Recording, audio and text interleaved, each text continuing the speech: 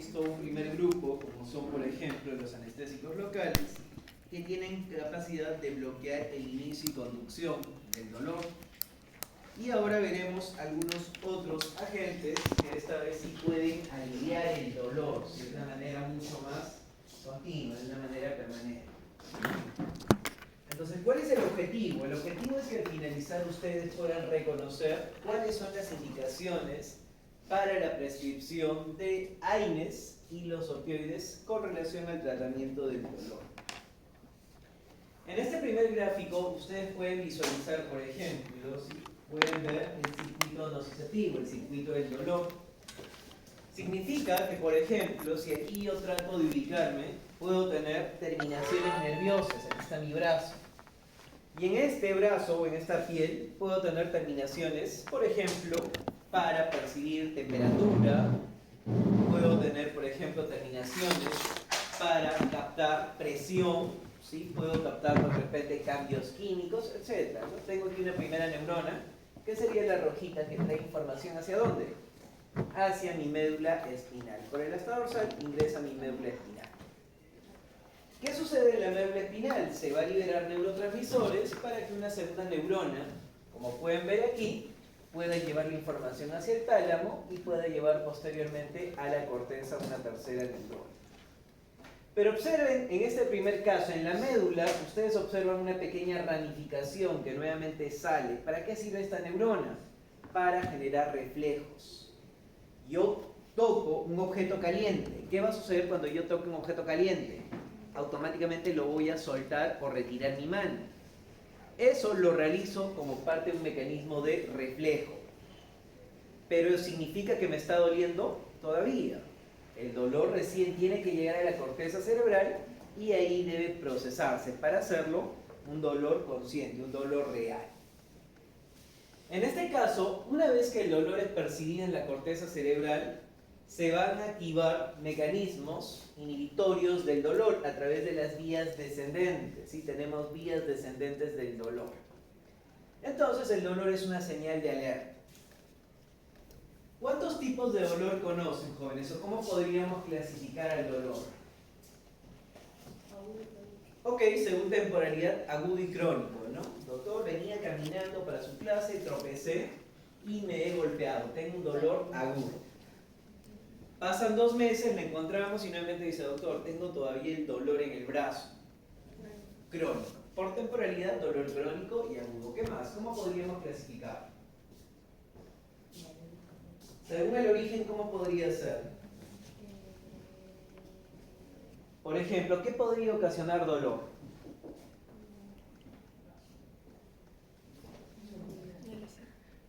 ¿Qué puede provocar dolor, jóvenes? Sin miedo, estamos conversando. ¿Qué podría provocar dolor?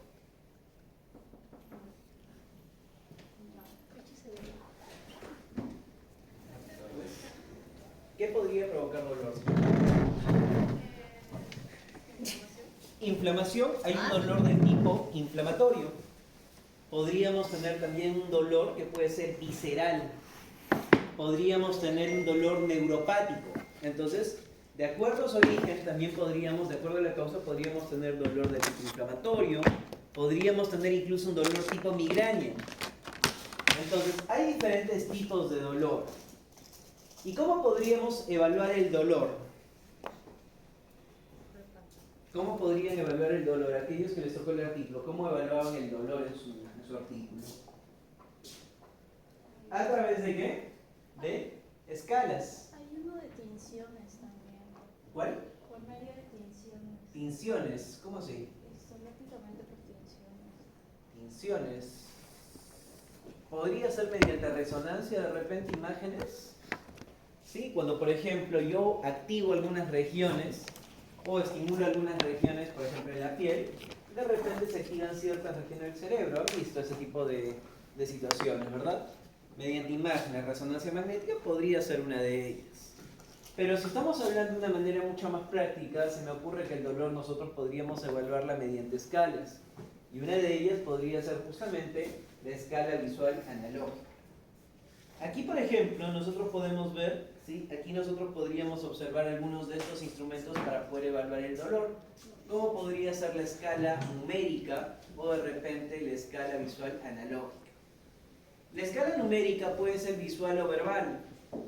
Por ejemplo, ¿cómo podría ser una escala verbal? Señorita, ¿cuánto le duele el 0 al 10 después de esta intervención quirúrgica? Doctor, me duele como un 3, ¿no? Un dolor de baja intensidad. Esa podría ser una escala. O la otra podría ser a través de la escala visual analógica, donde tenemos 0, ausencia del dolor, y 10, el máximo dolor imaginable. Ya el paciente nos puede indicar de manera un poco más objetiva, doctor, siento un dolor más o menos a este nivel, ¿no? Puedo medirla y aproximadamente mide 23 milímetros, aproximadamente. Otra forma podría ser de repente a través de escalas faciales, Por ejemplo, esta es una escala facial de Baker y Wong, ¿no? Wong y Baker, en el cual el paciente puede indicar cómo se siente. Señorita, ¿cómo se siente usted hoy día? ¿Siente dolor? ¿Siente mucho dolor? Mucho dolor, ¿no? Una lagrimita está ahí corriendo. Entonces podría ser una escala para ciertos pacientes que no logran entender, como podrían ser los pacientes niños, o con alguna discapacidad o incluso limitación para poder comprender. Entonces, existen escalas que nos permiten evaluar el dolor. Y como habíamos comentado, existen diferentes causas para producir dolor. Una de ellas es el dolor del tipo inflamatorio, que es el que nosotros vamos a tratar. ¿Cualquier analgésico puede ser útil para este dolor del tipo inflamatorio? No, no va a ser útil toda la medicación.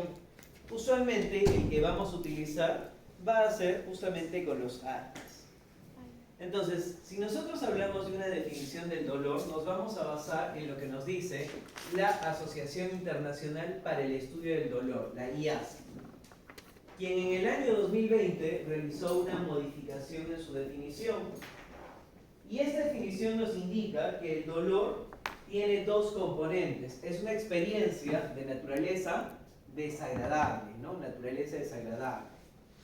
Este dolor puede tener dos componentes. Sensorial, que es lo que estamos viendo aquí en la imagen, este componente sensorial, pero también tenemos un componente de naturaleza emocional. ¿Dos personas pueden percibir la misma situación en la misma intensidad, jóvenes? No, ¿verdad? Realizo una cirugía que de repente me demora 30 minutos, exodoncia del tercer molar. ¿Cuánto cree que duela ese procedimiento, Corto? Muy poco. ¿Cuánto? El 0 al 10. ¿Cuánto cree usted que puede percibir? 4. 4. ¿Usted, señorita? Depende. ¿Depende de qué? De que sea inflamación o no. Por ejemplo, usted no tiene el tejido inflamado, pero le indicaron que el tercer molar tiene que ser removido para que le realicen ortodoncia. Un 4 por ahí. Un 4. Y una inflamación sería un poco más de dolor. Dependiendo de la ubicación, de repente podríamos generar mayor intensidad del dolor, pero a pesar de ser en la misma intervención, no vamos a percibir de la misma manera, ¿no? Entonces hay un componente emocional. Y si a eso le agregamos, por ejemplo, la experiencia previa, doctor, a mí ya me extrajeron antes el lado izquierdo Me dolió horrible. y me dolió horrible. ¿Cómo creen que sea el lado derecho? Igual doloroso, a pesar de que no hemos realizado la cirugía, y hay una situación potencial o una situación similar a este daño real. Entonces, el dolor es algo bastante complejo. No necesitamos necesariamente el daño real, sino que también podría activarse por situaciones potenciales. Entonces, en este gráfico nosotros podríamos observar, por ejemplo, una escala del 0 al 10. 0, ausencia del dolor, y 10, el máximo dolor imaginable. 0, ausencia de inflamación, y 10, la máxima inflamación que podríamos observar. Pregunta. El hijo pródigo, regresamos. Entonces, buenas tardes. Entonces, si estamos evaluando que existe usualmente una asociación entre dolor e inflamación, ¿cuál podría ser nuestra primera opción de tratamiento, jóvenes? Paracetamol, ¿cierto? Paracetamol. Hemos visto que el paracetamol es un analgésico antipirético. Pregunto, ¿para qué intensidad de dolor podría ser? Si hablamos del 0 al 10, a ver, vamos a ver más o menos qué intensidad podríamos tener aquí. Del 0 al 10, estamos aquí. Leve. ¿Qué dolor sería? dolor leve. Su cobertura principalmente va a ser ¿para qué intensidad? Dolor leve. Pregunta de examen, ¿el paracetamol tiene efecto antiinflamatorio? No tiene efecto antiinflamatorio. El paracetamol, incrementando la dosis, de repente podría aliviar un dolor de intensidad 4 o 5, pero sigue siendo dolor leve o incluso dolor moderado, dolor de baja intensidad. Pero si yo quiero mejorar el efecto o incluso quiero ampliar la cobertura, ¿qué debería utilizar? Un AINE. ¿Cuál es la cobertura del AINE? ¿Qué vemos? ¿Qué me cubre un AINE? Inflamación y dolor. Va a cubrir dolor, ¿sí? Va a cubrir el dolor, pero también va a tener efecto antiinflamatorio. Tiene ambas coberturas. Los AINES tienen presentaciones orales, pero también tienen presentaciones en ampollas, presentaciones parenterales. Por lo que si yo utilizo una presentación parenteral, puede mejorar la cobertura, ¿sí? Va a mejorar un poco su cobertura, podría ser mucho más útil para tratar dolor e inflamación moderada. Pero ¿qué sucede, jóvenes, si nosotros tenemos dolor de mayor severidad o inflamación de mayor severidad? Necesitamos otro grupo de fármacos. ¿Cómo podrían ser los opioides y corticoides? ¿No? Opioides y corticoides. Pregunta, si son tan buenos, si me cubren dolor incluso de 10 o inflamación de 10, ¿por qué no utilizarlos como primera opción? ¿Por qué no utilizarlos incluso cuando el dolor es de baja intensidad? Porque cuando de verdad nos duela, ya no vamos a hacer no vamos a cubrir ese dolor. Ok, eso aplicaría, por ejemplo, para antibióticos. ¿Sí? Porque podríamos generar resistencia antibiótica, antimicrobiana, pero no aplica en ese caso. ¿Cuál podría ser el motivo?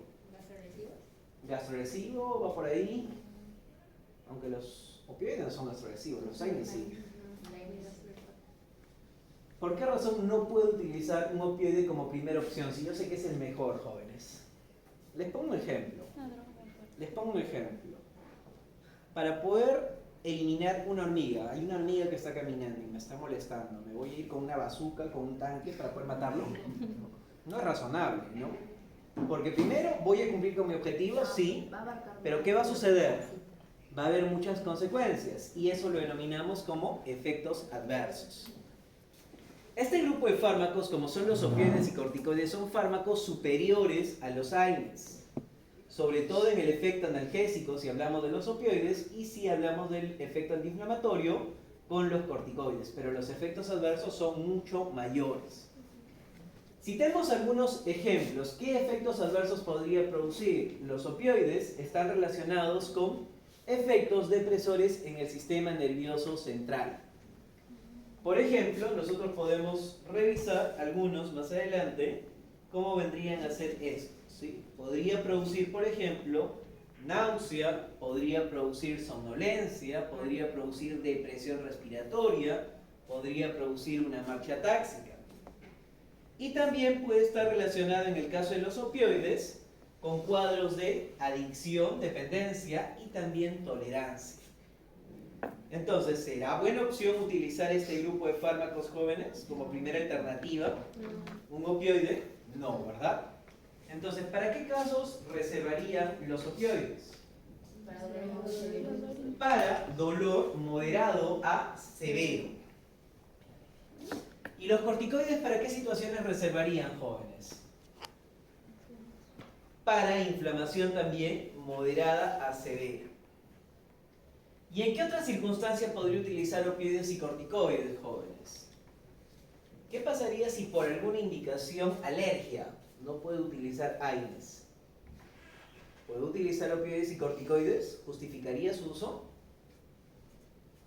¿Sí o no? Alexandra, ¿utilizaría, si yo tengo un paciente alérgico a un AINE, utilizaría un opioide o un corticoide?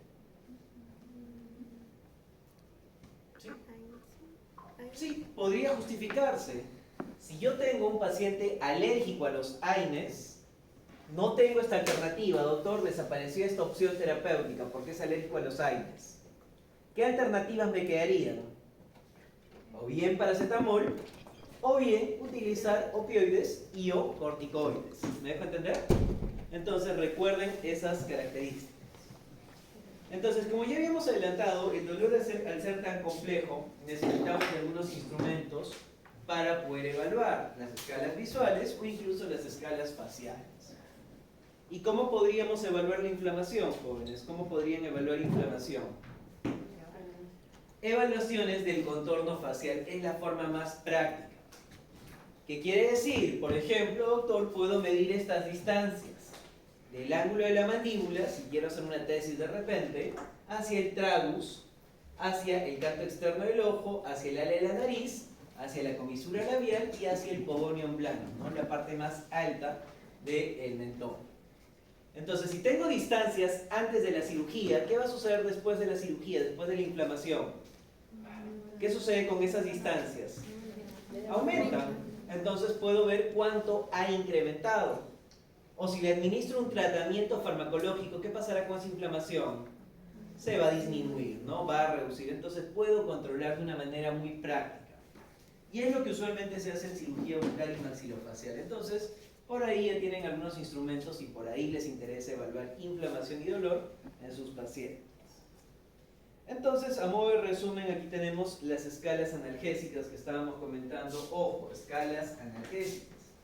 De acuerdo a la severidad, lo plantearon en la OMS en el año 1986, ¿no? Y hace bastante tiempo. Y coincide con lo que estábamos discutiendo. ¿Cuál sería nuestra primera opción cuando el dolor es de baja intensidad? Paracetamol, el cual solamente es analgésico. Como segunda opción podríamos utilizar AINES, ¿sí? Podríamos utilizar AINES. Cuando el dolor es moderado, ¿qué deberíamos utilizar? AINES, pero también ya nos recomiendan de repente utilizar opioides débiles y o combinaciones. Y cuando el dolor es severo, todavía nos dicen, si es posible, sigue utilizando AINES. Pero de ser necesario, podrías utilizar incluso opioides fuertes y o anticonvulsivantes. Pero a todo esto, jóvenes, yo creo que este es el mejor resumen que nosotros podríamos entender. Dolor de baja intensidad, paracetamol, aunque también se pueden utilizar AINES por vía oral, el cual ya tiene una mejor cobertura.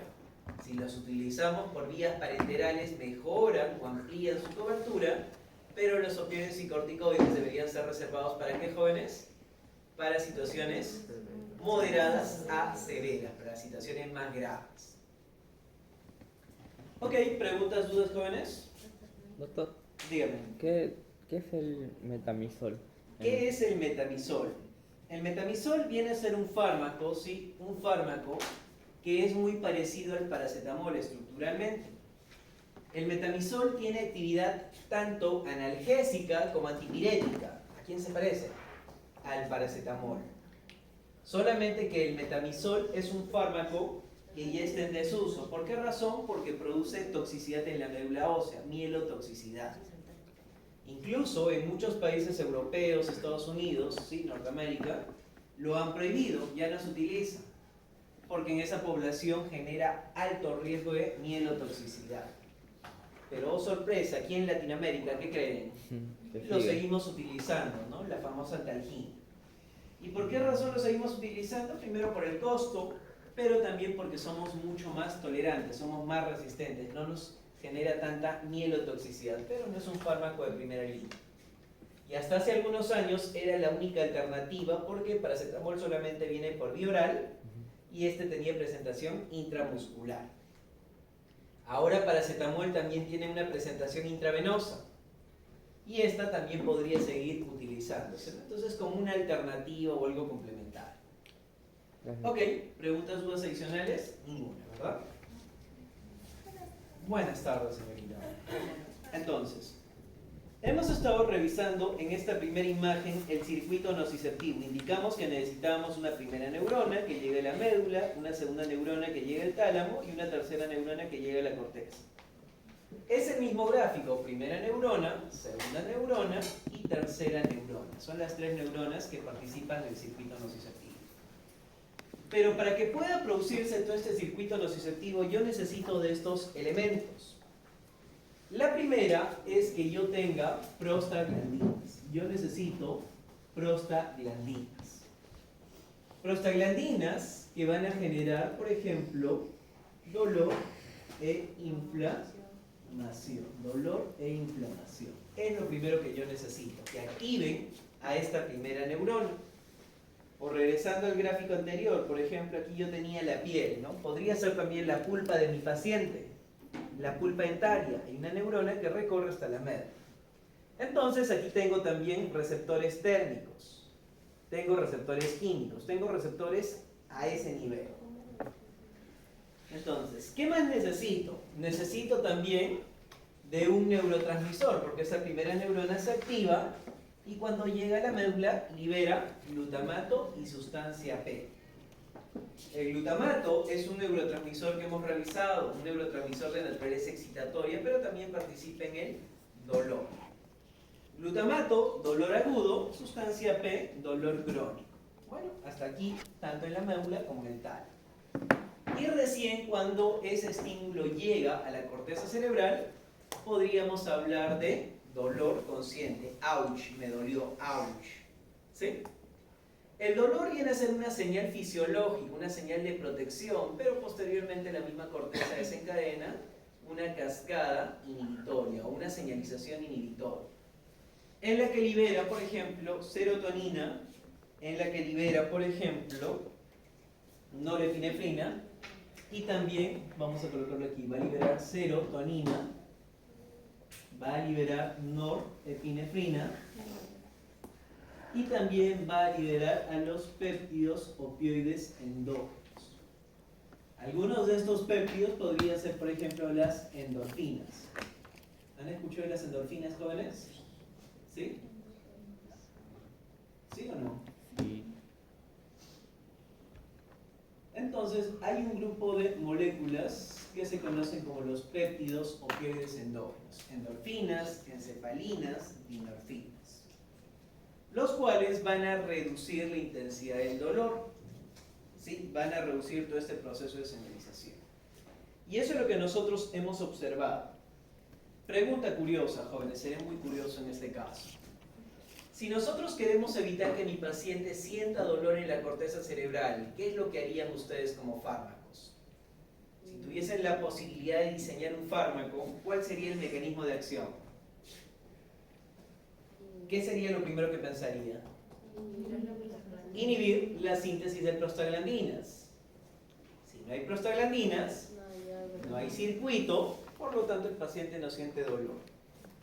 Y tenemos a nuestro primer grupo de fármacos como son los AINES. Los AINES inhiben la síntesis de prostaglandinas. ¿Qué otro mecanismo más podríamos tener, jóvenes? ¿Qué otro mecanismo más podríamos tener? Inhibir al glutamato. Doctor, ¿para qué? O la sustancia P. ¿Para cuál de los dos era el dolor? ¿Glutamato para qué dolor era? Agudo. Ahí hay, Sustancia P, dolor crónico. Gracias. ¿Sí? Entonces, ¿qué es lo que me interesaría en segundo o como segundo mecanismo de acción? ¿Qué tendría que hacer este fármaco? ¿Qué debería hacer este fármaco? O bien inactivarlo, o bien liberar, o bien evitar la liberación de neurotransmisores.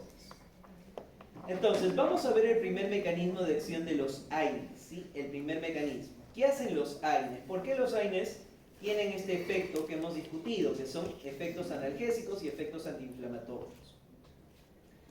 Los AINES son un grupo de fármacos que vamos a desarrollar de manera muy detallada en la teoría, pero podemos destacar algunas características. Los AINES son fármacos que inhiben la síntesis de prostaglandinas. Pero antes de hablar de prostaglandinas, yo tengo que hablar de una condición, dolor de tipo inflamatorio. ¿Qué observamos en esa imagen, jóvenes? ¿Qué observan en esa imagen?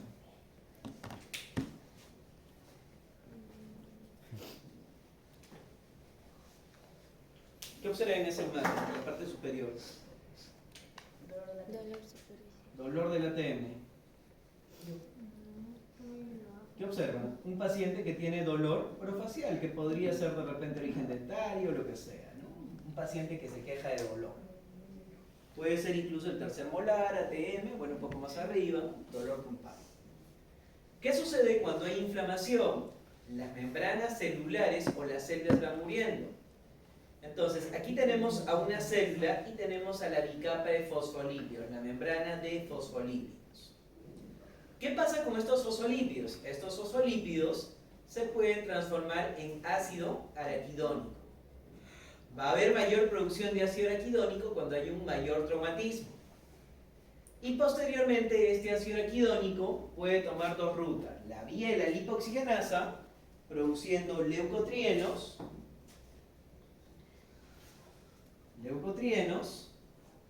o la vía de la ciclooxigenasa, produciendo prostaglandinas. ¿Sí? Existen solamente dos posibilidades para este ácido araquidónico que se está formando. O bien metabolizado por la LOX, lipoxigenasa, o bien por la ciclooxigenasa. Nos vamos a enfocar en la ciclooxigenasa.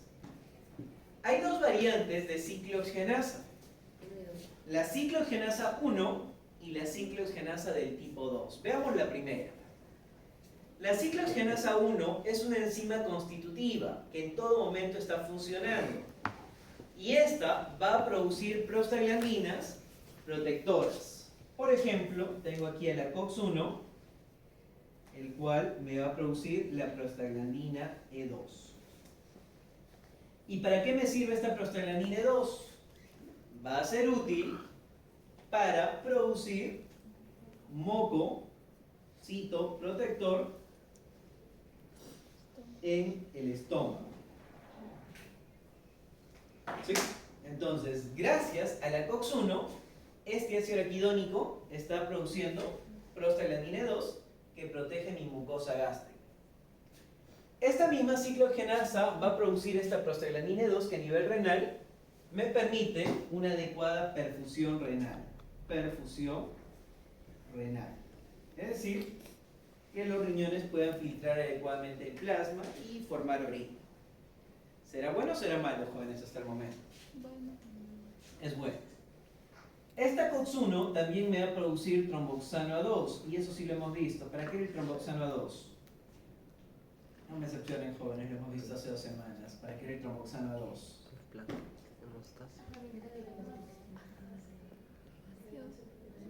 Agregación plaquetaria. ¿Sí? Agregación plaquetaria. Para eso me servía. Entonces, ahora ya entendemos cómo es que esta membrana de fosfolípidos se transforma en ácido araquidónico y posteriormente tenemos prostaglandina 2 y también tenemos tromboxano A2. Entonces, ¿esta ciclooxigenasa 1 es buena o es mala? Es buena, es protectora, fisiológica, constitutiva. La ciclooxigenasa del tipo 2 es una enzima que va a ser inducida. ¿Inducida por qué? Por un traumatismo, por una lesión. En este momento, jóvenes, ¿cómo estará mi cantidad de ciclooxigenasa del tipo 2? ¿Elevada o reducida? En este momento no tengo traumatismos, no tengo nada. ¿Cómo estará? Reducida, bajo niveles de COX-2. Pero si yo caminando sufro una caída o de repente me realizan una intervención quirúrgica, ¿qué pasará con la COX-2? Se dispara, aumenta. Por lo tanto, esta COX-2, ¿sí? Por lo tanto, esta COX-2 va a producir prostaglandinas, una prostaglandina llamada prostaglandina I2. Prostaglandina I2, el cual es un agente vasodilatador que promueve dolor e inflamación. Como dijimos, el dolor y la inflamación no es algo malo, son señalizadores. El detalle es cuando tiene una mayor severidad que ya no me permite reparar, sino más bien daña, ¿no? Entonces, gracias a la ciclooxigenasa del tipo 2 yo tengo dolor e inflamación. Entonces, esto es lo que normalmente está funcionando en mi paciente. Pero yo intencionalmente le voy a administrar un AINE, un antiinflamatorio no esteroideo. ¿Qué hace este antiinflamatorio no esteroideo? Inactiva a la ciclooxigenasa 1 y a la ciclooxigenasa del tipo 2. Consecuencias. ¿Qué pasa si este AINE inactiva la COX-2, jóvenes? ¿Habrá dolor? No hay dolor, desapareció. ¿Habrá inflamación? No, desapareció inflamación. Entonces, tengo un efecto beneficioso. El AINE me está generando un efecto analgésico y un efecto antiinflamatorio. Vamos bien. ¿Cuál es la consecuencia? Que también inactiva la COX-1. ¿Qué pasa si inactivamos a la COX-1, jóvenes? ¿Vamos a tener protección en la mucosa gástrica? No. Traducción. Gastritis. ¿Vamos a tener una adecuada perfusión renal? No. ¿Qué va a suceder? Daño renal o nefrotoxicidad. ¿Qué va a suceder con mis plaquetitas? ¿Se van a agregar? No. Vamos a tener un efecto antiagregante plaquetario. Entonces, los AINES, si bien es cierto, al inactivar a la ciclooxigenasa, tienen efecto analgésico y antiinflamatorio, también pueden generar ¿qué cosa? Gastritis, nefrotoxicidad y efecto antiagregante plaquetario. Son las consecuencias. ¿Pero todos los AINES tienen la misma afinidad? No, hay algunos que pueden preferir. ¿Y qué cosa es preferir o qué cosa es preferencia? Les pongo un ejemplo, jóvenes. Ya va a ser mediodía, ¿no? Y es mediodía. De repente, en una hora, vamos a ir a almorzar. Dos opciones para que puedan escoger. La primera, un almuerzo saludable. Ensalada, un filete de pollo, a la plancha. Ok, primera opción. La segunda opción, el chaufa de la compañera. Un chaufa, con su pollito broster, papas fritas, harta crema, no lo sé. Les planteo esas dos opciones.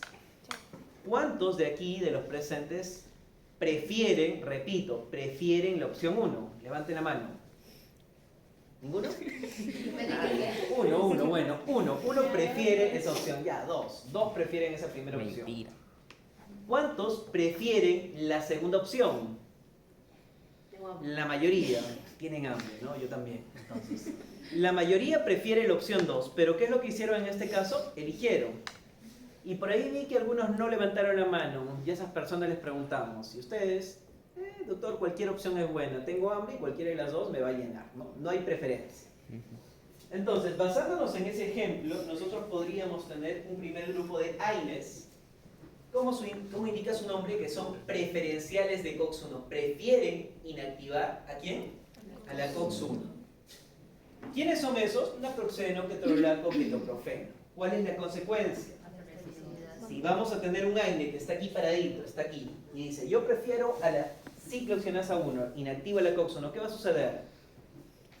Gastrolesivo, nefrotóxico y antiagregante plaquetario. Son los más gastrolesivos, más nefrotóxicos y más antiagregantes plaquetarios. ¿Qué pasa con los indecisos?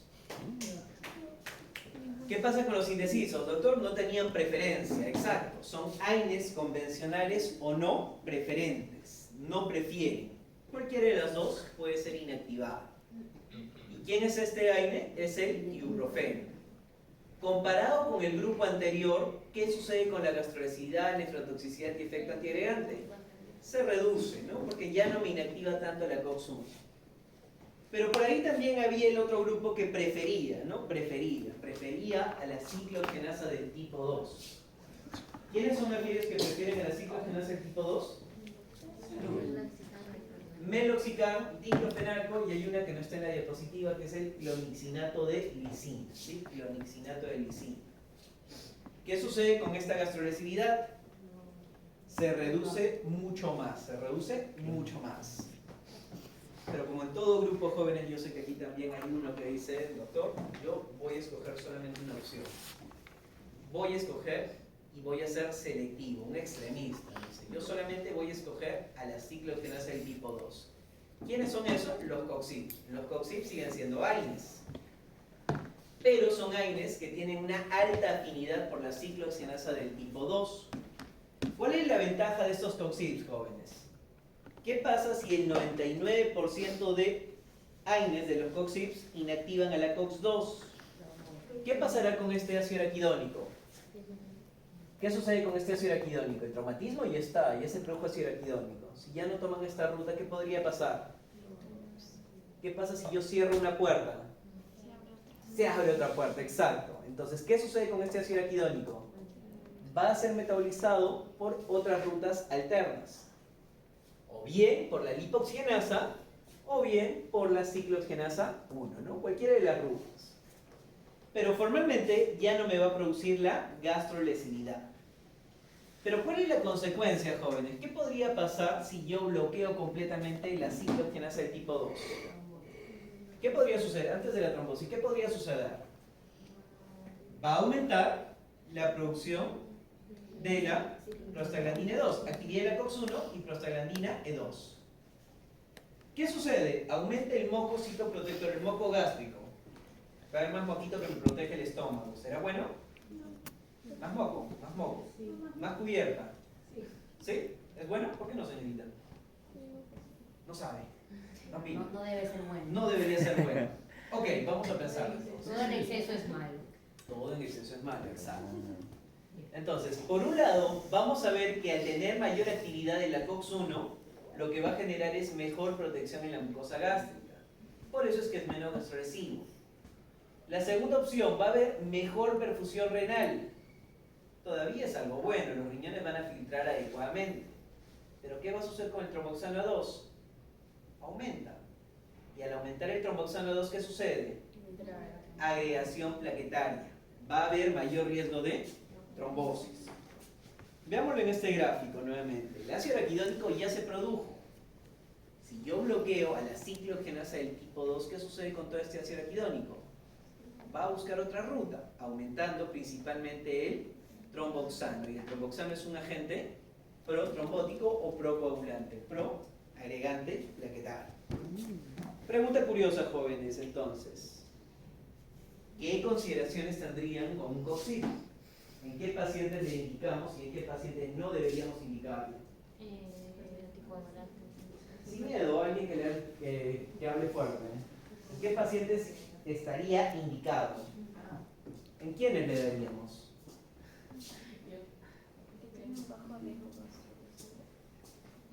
¿En qué pacientes sí podríamos prescribir un COX-IB?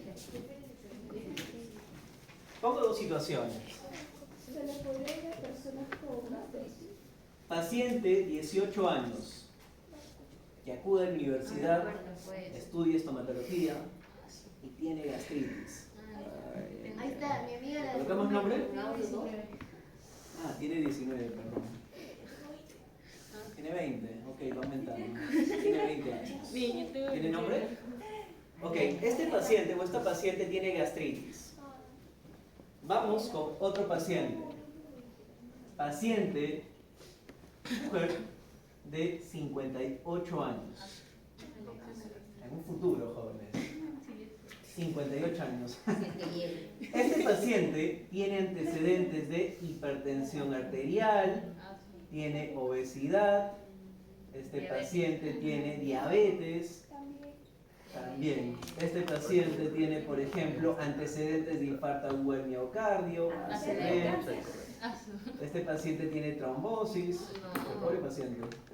Y esa lista continúa. Pero nunca me llegó paciente. Esperemos que no sea de este grupo, este paciente. Entonces, les hago una pregunta. Ambos pacientes acuden a la consulta y por ahí yo encuentro un COX-IB. ¿A qué paciente le prescribo este COX-IB? A la de 20 años, que por ahí tiene gastritis, ¿no? Porque yo sé que los AINES son gastrolesivos, pero este es el que tiene menor riesgo de gastrolesividad. A este paciente le voy a prescribir un COX-IB. ¿Por qué no? Porque puedo alterar o puedo incrementar el riesgo que ya presenta. ¿Me dejo entender? Entonces, los COX-IB son un grupo de AINES que por ahí se utilizan, ¿sí? Pero hay que utilizarlos con mucha precaución. Solamente pacientes jóvenes, pacientes que por ahí no tengan riesgo cardiovascular. ¿Por cuánto tiempo? Terapias cortas, menores a 3 días, ¿sí? Menores a 3 días. ¿Podremos utilizar el primer grupo, jóvenes? Naproxeno, ketorolaco, ketoprofeno, ¿están en nuestra primera opción terapéutica? No, ¿verdad? Entonces, ¿qué alternativas son más seguras? Diclofenaco, meloxicam, ibuprofeno, ¿no? Por ahí puedo ir jugando con esos esquemas. Excepcionalmente podría utilizar los dos extremos, pero en pacientes muy particulares. Y aquí ustedes pueden ver un pequeño resumen de lo que estábamos discutiendo. Ustedes observan en la línea naranja y en la línea verde los dos efectos más peligrosos de los AINES. Por un lado, podrían generar eventos gastrointestinales, úlceras, hemorragias digestivas altas, entre otros. ¿Por qué razón? Porque inactivan a la COX-1. Salud. Jóvenes, hay varios que están estornudando. ¿Y por qué no tienen mascarilla? Ya lo vemos así. Me preocupan. El próximo martes vamos a venir. Porque los enfermos vamos a ser nosotros. El doctor ya está con síntomas, así que... ¿Así? Sí. No. Cambio de clima, no lo sé. Esperemos que se recupere, pero bueno. Entonces, regresando a este gráfico, jóvenes, regresando a este gráfico. Podemos ver en este gráfico a aquellos que inactivan a la ciclooxanasa 1, producen prostaglandinas por esta ruta. Y tenemos al otro que vendrían a ser los que inactivan a la COX-2 y por eso inhiben la producción de estas prostaglandinas de tipo 2. Entonces, ¿qué pasaría con el naproxeno? ¿Qué recordamos del naproxeno, jóvenes? Es altamente gastrolesivo. La línea en verde me dice bajo riesgo, alto riesgo de eventos gastrointestinales. ¿Qué puedo hablar del etoricoxib? Bajo riesgo de gastrolesividad, ok, pero alto riesgo de trombosis. Entonces, prácticamente si nosotros vemos, los dos extremos son malos. Entonces, ¿cuáles serían los más controlados o digamos los más asequibles en este caso? Ibuprofeno, diclofenaco, meloxicam. Ojo, no es que no tengan riesgo gastrolesivo, sino que el riesgo es mucho menor. ¿Comparado con quién? Comparado con los preferenciales de COX-1. Por ejemplo, diclofenaco, ojo, no es que no tenga riesgo de producir trombosis, sino que el riesgo de producir trombosis es mucho menor comparado con quién? Con los COX-IPs. ¿Se entiende? Por esa razón es que nosotros debemos tomar en cuenta esta clasificación de la afinidad. E incluso este artículo lo hemos mostrado, bueno, cuando hablamos de farmacovigilancia, les comentábamos que muchos de los COX-IP fueron retirados del mercado. Por ejemplo, Rofecoxib, Lumiracoxib, Valdecoxib fueron retirados. ¿Por qué? Porque en una población europea y americana, sobre todo americana, que empezó a producir mayor riesgo de infarto. Y en el caso del Celecoxib, ¿por qué no lo retiraron, jóvenes? ¿Cuál creen que es el motivo? Más económico. ¿Cuál es el motivo? ¿Económico? Económico sí es, pero no es porque sea más económico, sino porque yo soy un laboratorio que hice para producir este fármaco. He invertido, he pagado investigación, animales, participantes, pruebas, he gastado tanto dinero. ¿Ustedes creen que la industria diga, retíralo? Sí, no lo vendas, no lo prescribas. ¿Ustedes creen? Obviamente no. Por ejemplo, el etoricoxib, sí, el etoricoxib, que este es aquí, el etoricoxib, está prohibida su venta en Estados Unidos. Está prohibida, sí, está prohibido. La FDA no lo ha autorizado. Sin embargo, aquí en Perú, ¿ustedes encontrarán etoricoxib? Claro que sí. Entonces, mucho cuidado. ¿En qué pacientes están contraindicados los COX-IP, jóvenes? En esa paciente 58 años. ¿Preguntas, dudas, jóvenes? ¿Todo claro? Claro, todo claro.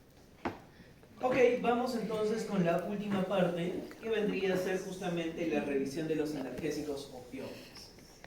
¿Cuál sería el otro mecanismo de acción que yo puedo activar para poder impedir el dolor?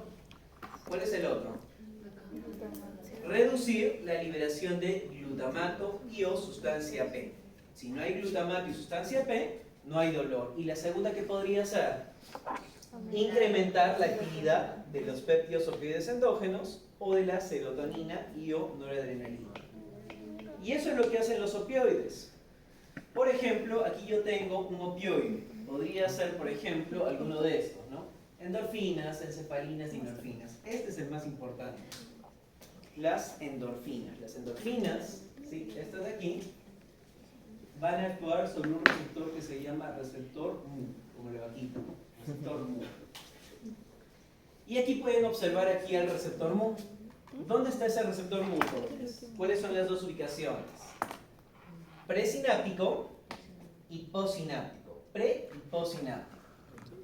Entonces, ¿qué es lo que hace a nivel presináptico? ¿Cuál es el mecanismo de acción a nivel presináptico?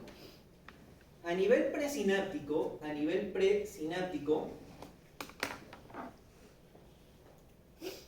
lo que hace es bloquear canales de calcio y de esta manera impide la liberación de neurotransmisores. ¿Cómo quién? Como glutamato. ¿Sí? Ese es el mecanismo a nivel presináptico. Se une al receptor mu e impide la liberación de glutamato y sustancia P. Entonces, aquí ustedes pueden ver que gracias al calcio esta vesícula se fusiona. Pero si no hay calcio, no hay fusión, por lo tanto no va a haber glutamato y sustancia P que mejoren la conducción. A nivel postsináptico, ¿qué observamos a nivel postsináptico, jóvenes? ¿Qué está haciendo? A nivel postsináptico. ¿Qué es lo que produce? ¿Qué ven? ¿Cuál es el mecanismo de acción a nivel postsináptico? Abre canales de potasio. Y al abrir canales de potasio, ¿qué sucede con el potasio intracelular? Se escapa, generando una hiperpolarización. La neurona se vuelve mucho más negativa. Entonces, a nivel postsináptico, promueve la hiperpolarización. Hiperpolarización. Por apertura de canales de potasio. Apertura de canales de potasio. ¿Sí? Entonces, ¿qué es lo que hace con esta neurona? La hiperpolariza, hace que su umbral sea mucho mayor, es mucho más difícil activar esta neurona. De esta manera, la conducción no va a continuar. Los opioides pueden clasificarse en dos grandes grupos: opioides fuertes y opioides débiles. Opioides fuertes y opioides débiles. ¿Por qué son opioides fuertes? Porque son agonistas totales. ¿Recuerdan la definición de un agonista total, jóvenes? No recuerdan, a ver, vamos a recordar entonces. Si yo en este momento tengo 100 receptores, a ver, no, aquí tengo 6 por 4, 24 receptores, 24 sillitas. Y tengo 24 moléculas. ¿Qué sería lo razonable? Que cada molécula se una a su receptor, ¿cierto? Que todos estén sentaditos. A eso le voy a llamar un agonista total. Y eso es lo que hacen este grupo de fármacos. Todos se unen a sus receptores, tienen una alta afinidad. Pero ¿qué pasaría si igualmente tengo 24 moléculas, pero de las 24 moléculas solamente se sientan 12 o solamente se sientan 10 y el resto no quiere sentarse, no tiene afinidad? ¿Alcanzaré el mismo resultado? ¿Va a haber el mismo efecto? No, ¿verdad? Entonces, a eso lo llamamos opioides débiles o agonistas parciales. ¿Reconocen algún nombre, jóvenes? ¿Algún nombre les parece conocido? Tramadol. Ok, tramadol es un opioide débil. ¿Algún otro? Codeína, opioide débil. ¿Algún otro? ¿Me escuchó alguno más? Fentanilo, ¿no? Fentanilo. Lo vimos en anestesia general, un opioide fuerte. Por ejemplo, también hemos escuchado de la morfina.